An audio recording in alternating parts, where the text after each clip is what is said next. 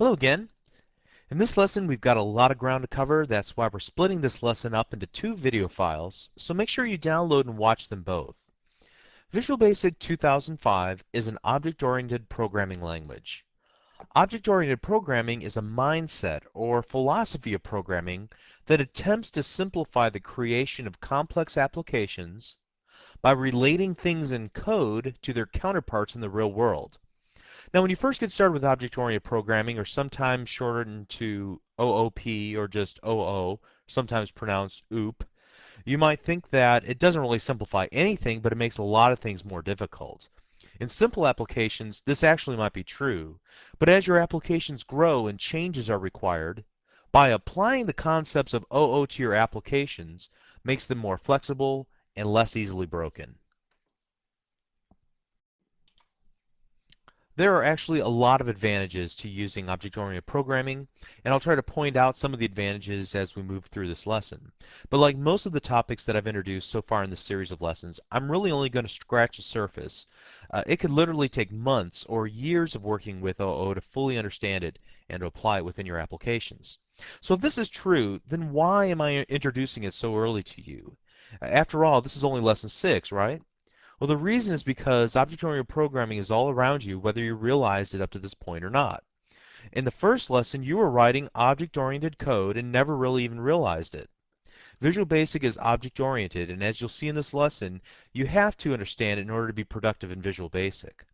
Now, admittedly, you may not be to the point where you can fully harness the power of OO yet, but in my opinion, it's never too early to introduce the basics because it'll make a lot of things easier to understand after this lesson.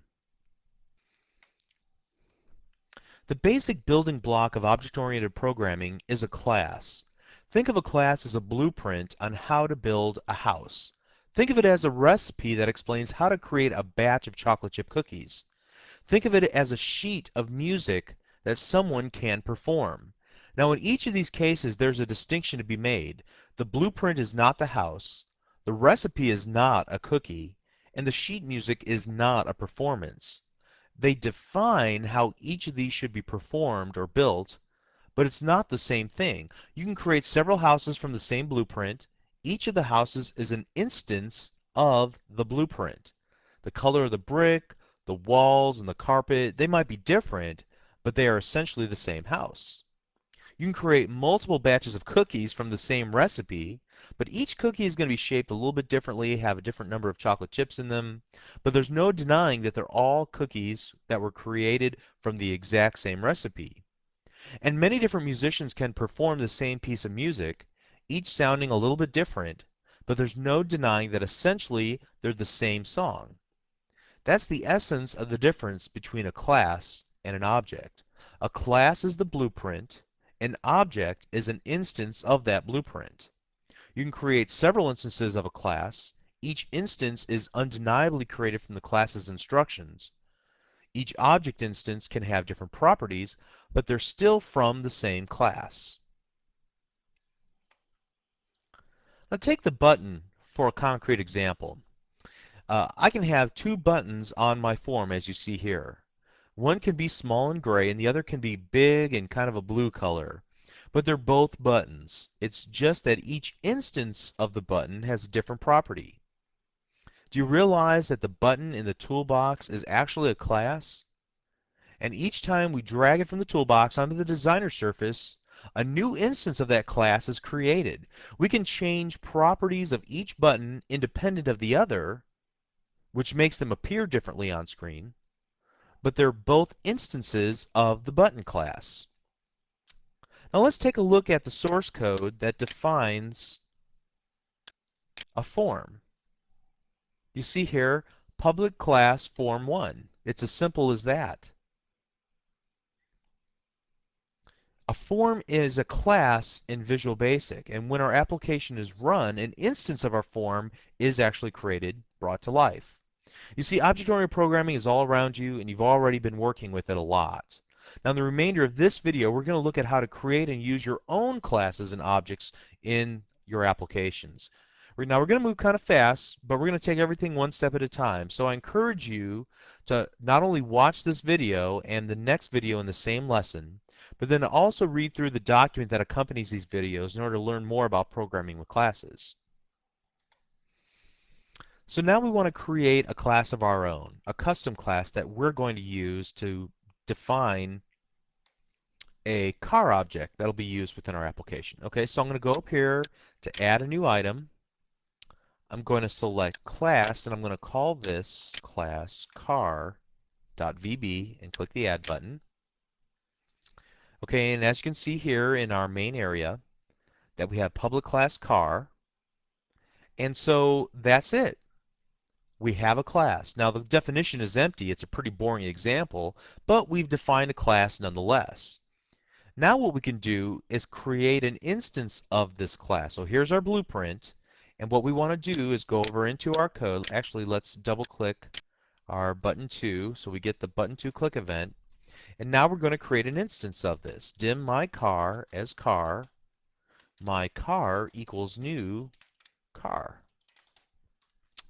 Okay, so if we ran the application, nothing would really happen just yet. But this gives me a chance to talk about the practical side of defining a class and then creating an instance of that class. Now actually, let me comment this out because there's a quicker, easier way to do this, which you'll see more often. Dim my car as new car. Okay, so we've taken both steps by just using one line of code, and they both work exactly the same. Let's talk for a moment about this new keyword that you see there in line number 8. The new keyword does some nifty things behind the scenes in your computer's memory, but for our purposes, since we're just getting started, you can simply think of the new keyword as just a way to literally create a new copy of the blueprint. It's like building another house from the same blueprint, or creating another batch of cookies from the same recipe. The new instance of your class is distinct from all other instances, or rather all other copies of the original class. But you must use the new keyword before trying to use or reference your new instance, in this case, my car. If you don't, then you're going to get a nasty error message whenever you're trying to compile or run your application. Now at this point, our class doesn't really do anything meaningful, so we need to add some properties to it. Well, what are properties? Consider the button class for a moment that we've been working with throughout the last several lessons. As you can see on screen, I have two instances of the button, or rather the button class, that have been added to my form. Additionally, I have changed the property values between these two buttons. So I have on this button set the back color, the font size, the text property, and more. That's what makes these two instances of the button class look different. So each instance of the button has its own property settings. The properties can be modified to change the appearance and the behavior of the class. And we can create properties for our objects as well. So let's talk about that for a moment. Let's go over here to our car class. First of all, there's two parts to a property. There's a variable that maintains the value of the property, which is called a field. And then there are methods, specialized methods that allow for the accessing of that property. So there are two distinct parts, and it's an important distinction to make. So I'm going to paste some code here that I've typed a little bit earlier, and I've created three fields. Private m underscore make as string, private m underscore model as string, and private m underscore elapsed mileage as string. Now notice the m underscore, that is a common convention used in Visual Basic Programming that denotes the fact that this is a field. It's a private member variable, okay? And we'll talk about the word private a little bit later in this video. Now, do you have to use the m underscore whenever you're defining fields? Absolutely not. It's just a common convention that you'll see when you review other people's code, and you may want to employ that as well in your own code. And as you can see, I've defined a field much in the same way that I defined a variable in previous lessons. The biggest difference is the use of that keyword private. Okay, let's do this. Now let's copy some more code and paste it in. And you can see here that I've created two properties. I'm going to create another one in just a moment so I can kind of demonstrate some neat thing that Visual Basic does.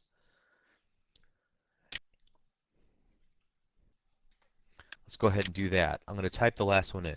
Public property elapsed mileage.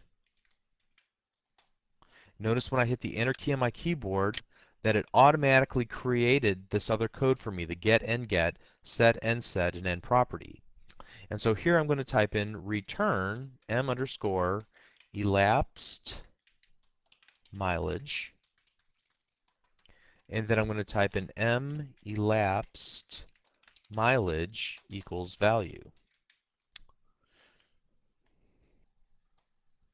Okay, again for now, let's just ignore the use of the keywords private and public. I'll talk about them at length a little bit later on in this video.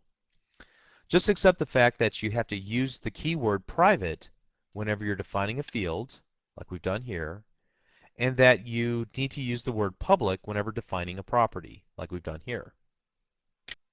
So each property has two parts. It has a get statement and a set statement. You write code in the get statement to return the private field value back when it's requested. You write code in the set statement to assign the underlying field value to whatever it's being assigned to. And we'll demonstrate this all in just a moment. Notice the keyword value here. Set by val value. This is a generic parameter name that's created automatically for you by Visual Basic. I'll talk about parameters in just a moment. Let's come back to this, and at this point, just accept this at face value, that value is created for you, and so we'll be setting our private fields equal to the word value. So now let's go over and actually use our new properties here in our Form 1 example. So I'm going to go my car, and I'm going to use the dot notation to access the properties like we've done in the previous lessons. And notice whenever I do this that I get IntelliSense that makes the make property, the model property, and the elapsed mileage properties that I defined available. So I can set make equal to Oldsmobile. Whoops. Let's do that again. There we go. My car dot model equal to Cutlass Supreme. And then my car dot elapsed mileage equal to 200,000, something crazy, okay? And then I'm also going to do this. I'm going to do message box dot show my car dot make. Okay, so in lines 9, 10, and 11, I'm going to be calling the set statement. I'm assigning the property make equal to the value Oldsmobile. Same thing for model. I'm assigning that as Cutlass Supreme. So I'm using the set statements on these lines. In line 13, I'm going to be using the get statement to retrieve the value of make and then display it in a message box. So let's do this. Let's set a breakpoint right here, save everything we've got, and then run our application. Just so we can walk through this example, and click the OK button. And now what I want to do is start stepping through my code. I'm going to click the Step Into button on my toolbar. And notice that I'm going to hover my mouse cursor over the word value. The value that's being passed in, the assignment, is Oldsmobile. Now in the next line of code that I wrote, I'm going to assign that value equal to my private m underscore make variable, my private member, which is currently given the value of nothing because we haven't assigned it a value just yet. After we execute that line of code, now I'll hover my mouse cursor over make and notice that it's set to Oldsmobile. The same thing is true for Cutlass Supreme. So my underlying m underscore model field is set to Cutlass Supreme. And then finally, elapsed mileage. Same thing is true there. Now we're going to retrieve the value of make. I'm back here in my car.vb file. Notice that I'm at the get statement at this point. And we're going to return the value of make, which is Oldsmobile, and then execute this line of code now that that value has been retrieved. and we get a message box that says Oldsmobile. Okay? So hopefully that's pretty clear at this point. But classes not only define properties, but they also can define methods. Now we've been using methods a lot in the previous 5 lessons. Every time we wrote code inside of an event handler, we've been writing code inside of a method. A method is a named block of code that can be called from another place in our code. These are sometimes called functions or procedures, but in object-oriented programming, the term method is more correct. Now, while a property describes something about an object, you can think of a method as an action that the object can perform. So in terms of a dog, for example, we might have properties that describe the dog's height, its weight, its breed, and so on. But the dog also has the methods of run and jump and bark.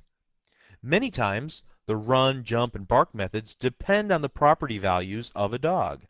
So if the breed property of a dog is Golden Retriever, it might run or jump higher than a Chihuahua.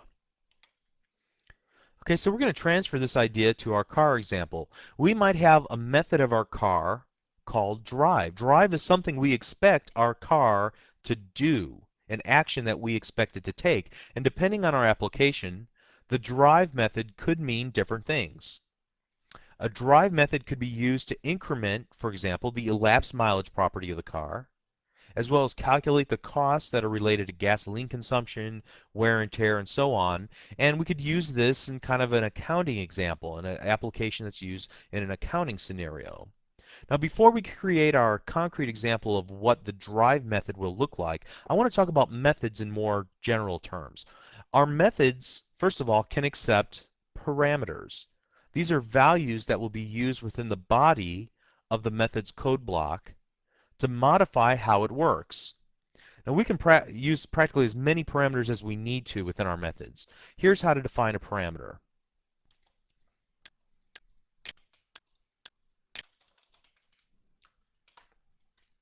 Okay, so as you can see here, I have a method called add2numbers. And you can see next to the word add2numbers, I have 2 parameters. By val, first number is integer. So here we are defining kind of like a variable, but this is a value that we'll expect to retrieve from the code that calls our method. And then we also say what is the data type of that parameter that we expect. We won't talk about by val for right now. We'll leave this to another discussion at a later date. For right now, by value always works, so you'll need to include this keyword in whenever you're creating your own parameters. If you don't, I think Visual Basic 2005 will create it automatically for you. We can create a second parameter by separating the two with a comma. You can see here I have a comma and then another parameter called by val second number as integer. Okay, you can also see here that we have a public function add2numbers. The keyword function means that this particular method will return a value back to the code that called it. So in this particular case, at the end of the execution of this named block of code, add2numbers, we'll be returning a value back to the code that called it. The value that's returned back is defined as a type of integer. Okay, so when we add 2 numbers together, the result will be returned back to the code that called it in the form of an integer. However, if we have a method that will not return any values, but rather it will just perform some function for us, some task for us would be a better word, but we wouldn't expect any value to be returned back from that method, then we'll use the keyword sub. So here we have public sub display message. We have a single parameter being passed in, and then we are just using that message defined as a string, and we're simply going to show it in a message box. Notice that I'm not using the return keyword in the body of my method. And the reason is because it is not expected. It is a sub as opposed to a function. Okay? Okay, so let's talk about now using the methods that we create. If a method has been defined in such a way that it will return a value, so in other words, if it's a function, and you want to use that value in the remainder of your application, then you need to create a variable that will capture the return value. So let's go here. I'm going to paste in some code, dim result as integer, and I initialize that to my new function, add two numbers, passing in the number 3 and the number 5. Okay? And what I could do then is do a message box dot show and then result dot toString, and it would work just fine that way.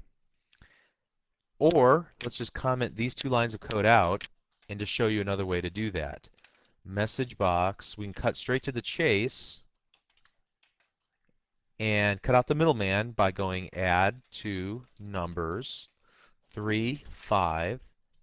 This will return to us a value from our function, and then we'll convert this to a string so it can be properly displayed. Oops, add two numbers. There we go.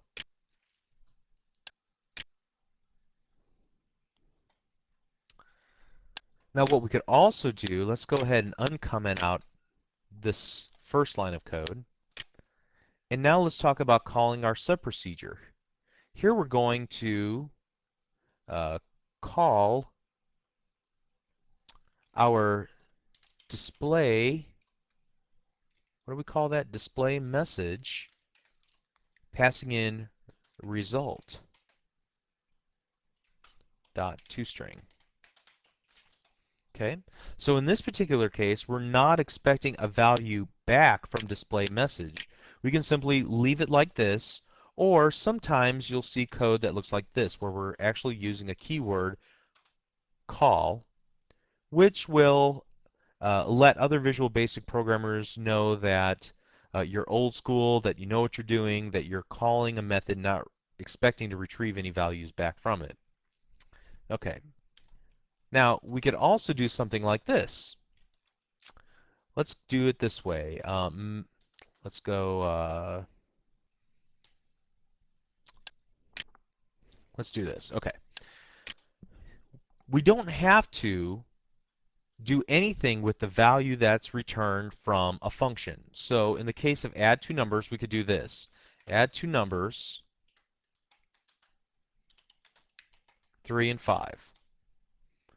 Now, it really wouldn't make a whole lot of sense to do this because as you can see here, we're not retrieving the value and we're not displaying the value. We're just adding two numbers and then letting them disappear off into ether. But I'll show you a situation why you may want to do that a little bit later, depending on what your function is trying to accomplish. So I'm just going to comment that out for now. And now that we've talked about methods a little bit, and specifically the two types of methods, functions and subs, let's apply that knowledge to our car class and create our new drive method. So I'm going to paste in some code here. And you can see here we have a public function drive passing in miles as an integer and retrieving a string back from our method. All we're really doing is changing the elapsed mileage by whatever value miles is set to. Now we could expand out this method and make it do some more meaningful things like calculations for determining fuel consumption, the wear and tear cost on the car, and so forth. But ultimately what we want to do is return string that we can display in a message box back to the user that gives them some feedback on their new mileage rating. Okay, so let's go ahead and save that, and then from our, so we're going to put the make and model now has the current elapsed mileage miles. So we're just concatenating a few strings together, and let's do this. Let's call this from our button to click event. So message box dot show, whoops, message box.show mycar.drive, and notice I get full IntelliSense to help me remember the parameters and their data types. Okay, so if I were to run this now,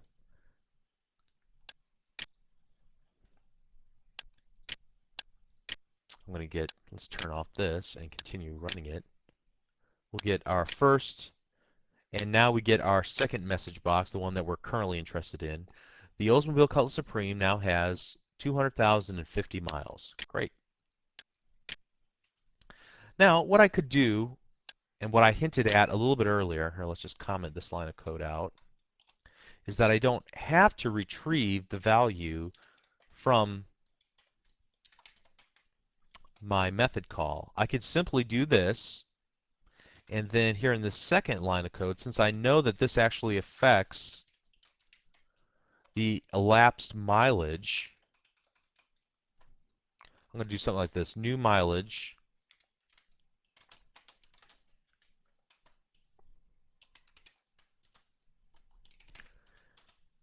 so just to prove to ourselves that we can call the method, not grab any results back, but still trust that the method successfully executed by adding 50 miles onto the elapsed mileage and then displaying the new elapsed mileage in a message box.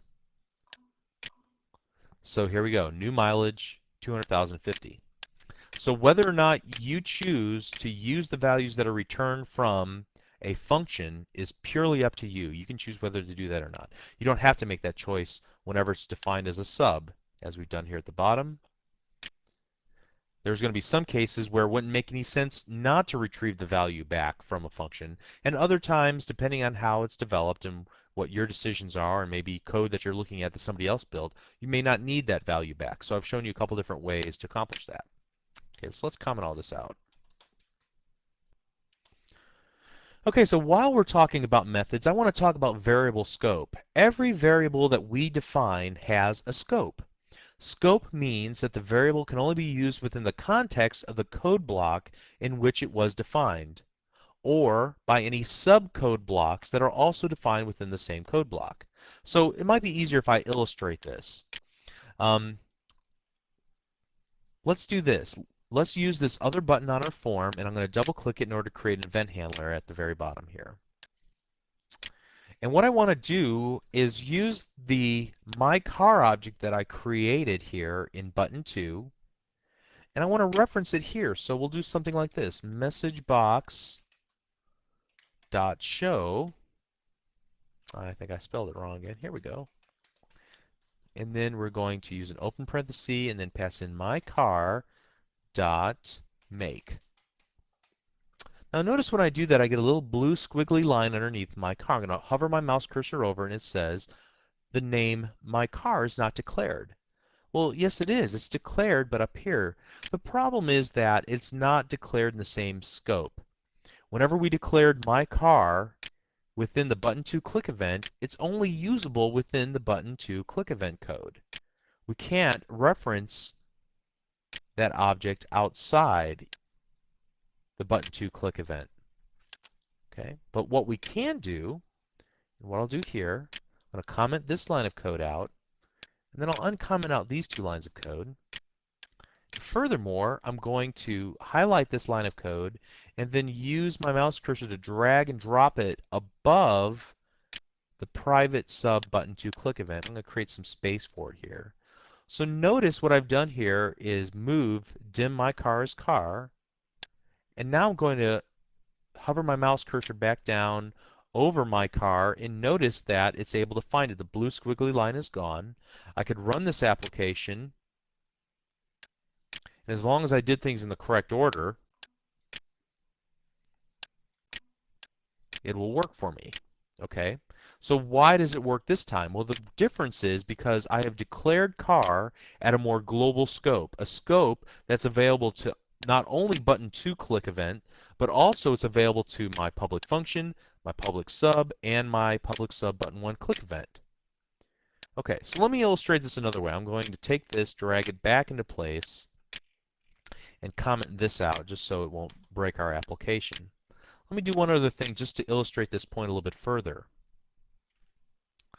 Okay, so here we go. If mycar.make equals Oldsmobile, then, and inside this we're going to dim my model as string, and then set my model equal to mycar.model. So it's a fairly innocuous example. I mean, it doesn't really do anything meaningful. But here's the punchline.